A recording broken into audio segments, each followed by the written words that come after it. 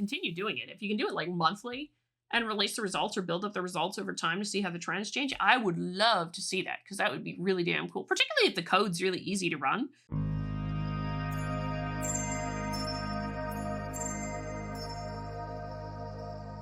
First things first, as a bit of a technical note for y'all, you might have figured it out if you're just listening already. I have set up a new sound arrangement with a much nicer soundboard off over here that you can't see right now, and Mike is actually up over here. So we're testing out a new sound arrangement. So if things sound a little bit weird, there is a reason for that. And we'll make it work, as it were, and we'll fix things as they come up. But I'm really excited because it does enable doing some fun things, as I've got a lovely soundboard over here that's going to enable some fun things for guests on the next Side Chat Saturday, which I'm hoping to organize soon, but also some other fun things, like, I don't know, maybe occasionally doing a little bit of something like this, where I end up with a slightly different voice, as it were. or playing with some of the sound effects, as it were. So it'll be fun arrangements for the next Rogue Journal Club, and occasionally appearing on these videos too, I'm sure. But in the meantime, back to your regularly scheduled programming. Nate Tenhundfeld, apologies if I mispronounce name, has started doing some really great and interesting work. He is a fellow in the academic pluralism group at the Heterodox Academy, and this is Free the Inquiry, which comes from the team at the Heterodox Academy, so obviously he can write for that. But he started doing some really great work, actually looking at how DEI is being used, required in universities, which again, why do I talk about universities when science is my thing? Well, universities are where we train the next generation of scientists, and so it is, shall we say, somewhat important to have a good, clear look at the universities and what they're doing, and what's going on with that. So I do want to get into that. Here with this, the first of two, I'm going to put the other one in a separate video, so we'll focus on this one for now, but coming from Nate Tenhundfeld, I'm just going to call him Nate at this point because it's easier for me, but the Great DEI Divide, Mapping Faculty Hiring Requirements Reveals Regional Variety. Point to note here, actually, should be an interesting thing here. So if you've been following along with me on this channel for a while, you know where I'm at with DEI statements, that I view them as ideological litmus tests, and they have no place in academia.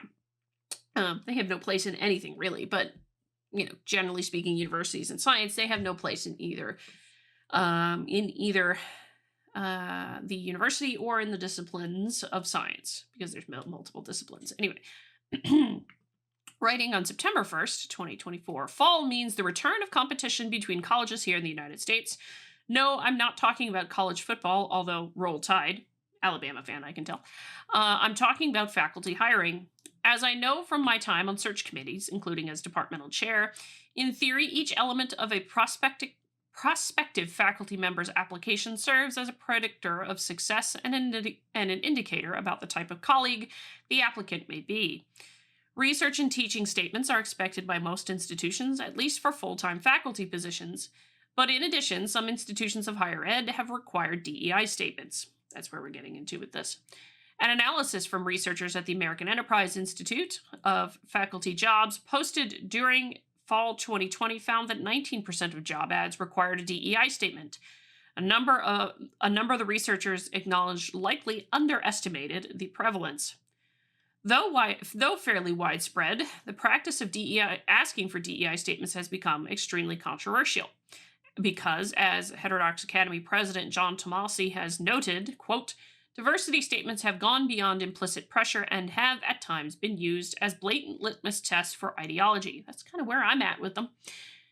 Data show that DEI statements which do not, quote, discuss race, ethnicity, and gender diversity or actions, end quotes, are rated as weaker and result in candidates being seen as, quote, less competent, less hireable, and less likable.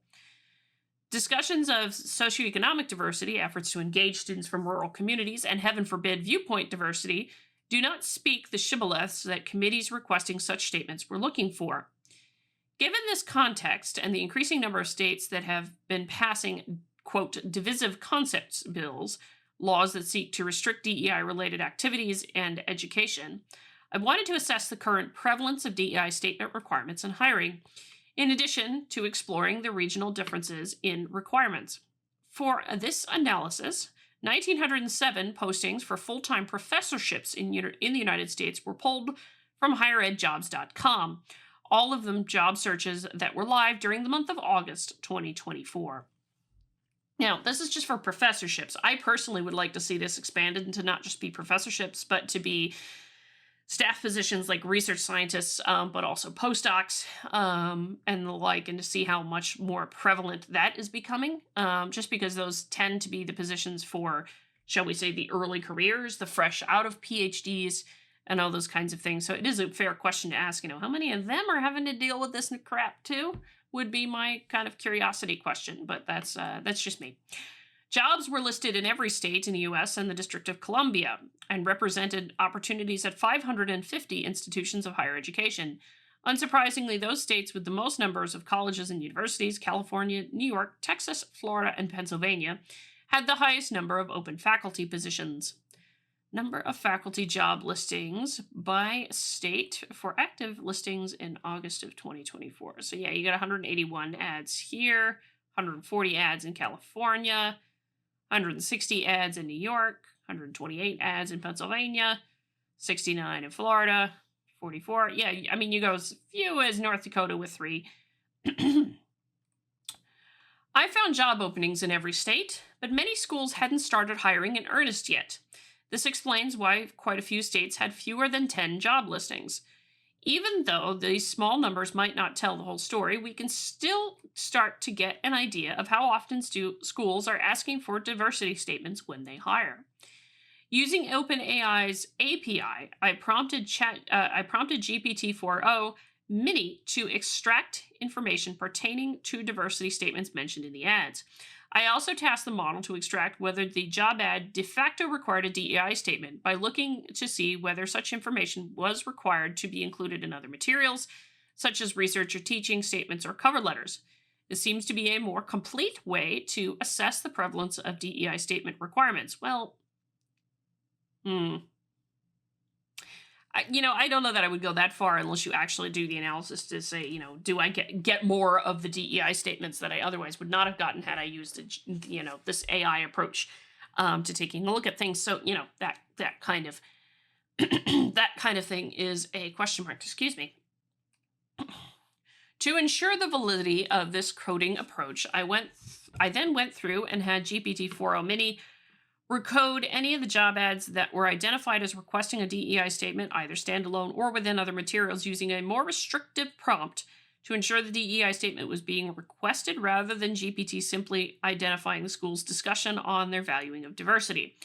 For my analysis, I used the second, more restrictive coding. So what did we find?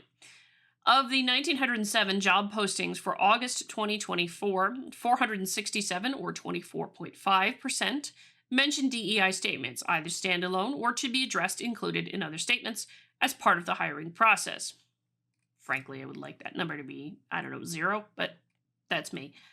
I subsequently calculated the percentage for each state arrived at this map, which really represents a quartile interpolation of the colors along the spectrum, meaning it compresses or expands the colors based on the distribution of percentages across the range. But it's simply to say, whether or not you have a certain amount of those here. 71 odd percent required, 54 required. Oh, geez, 100% required. But then again, you only have 13 there, so it's a small sample size. Can you? I'm just going to say there should be a way to actually adjust the color coding of the map to account for the size. Because like this, sure, it's 100% of the jobs, but there's only 13 jobs that were posted. So it's a really small sample size, actually, when I think about it statistically. So, I mean, in the overall thing, it actually works well, but this is very, very small.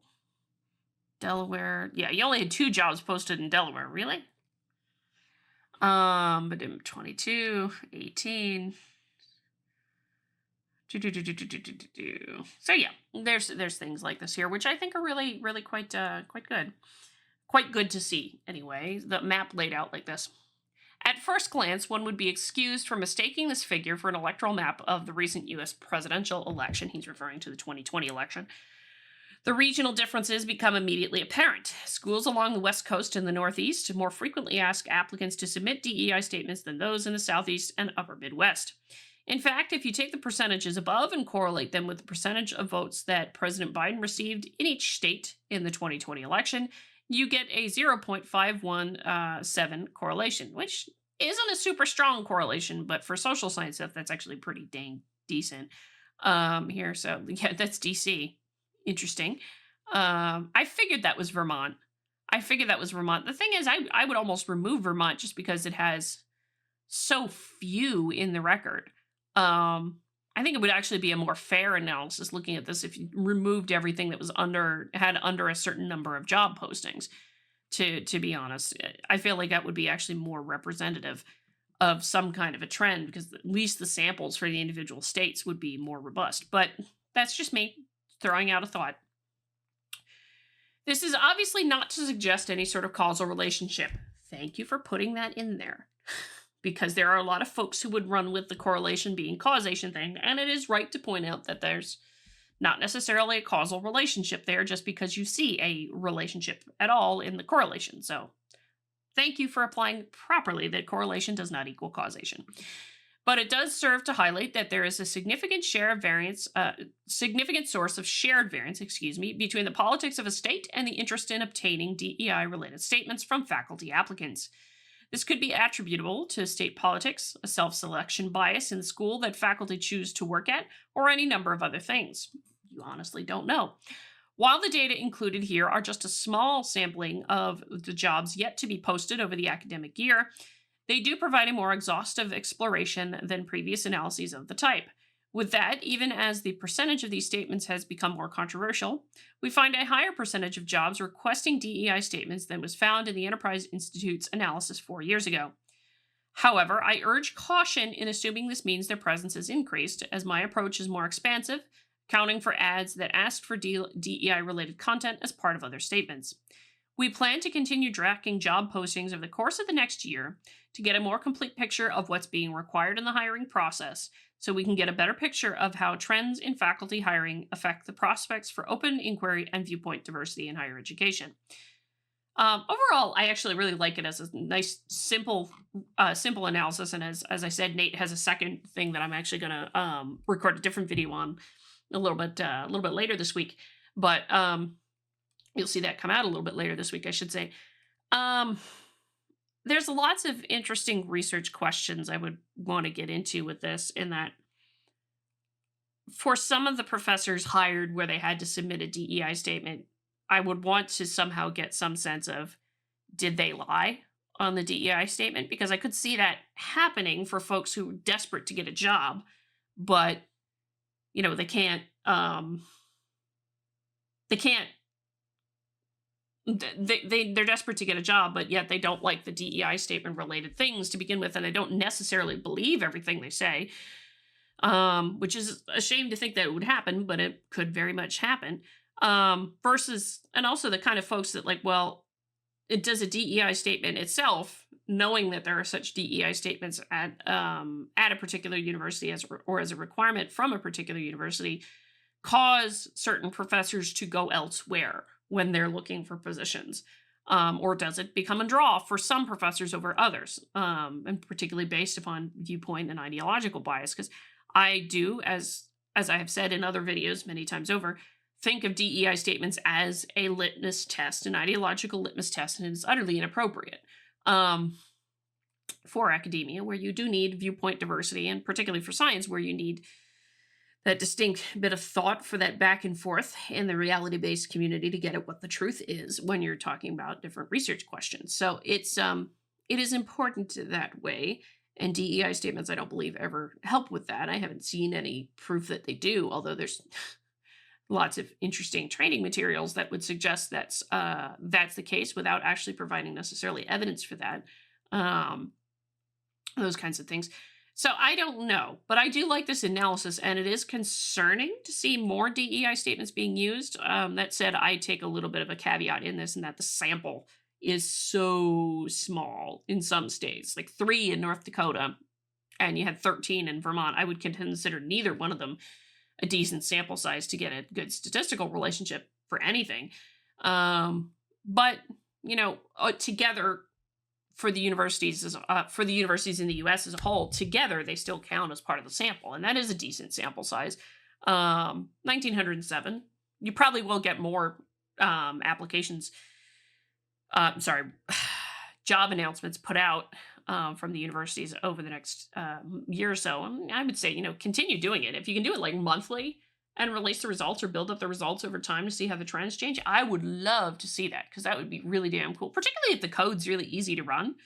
If the programming code's really easy to run, that would be awesome to see. I would love to see how that trend unfolds. It'd be fun to watch just from curiosity perspective for myself, let alone the fact that I dislike DEI statements immensely, as you can tell by now. So I would go for it that way. I'd be very curious. Be very curious to see what you would find, Nate, and I'll cover the other piece here later this week. That's it for now. Let me know what you think. Hit the like button on the way out the door, comment on the video, share the video, subscribe to the channel, all that good jazz. Until next time, I'm Adrian. May you stay curious.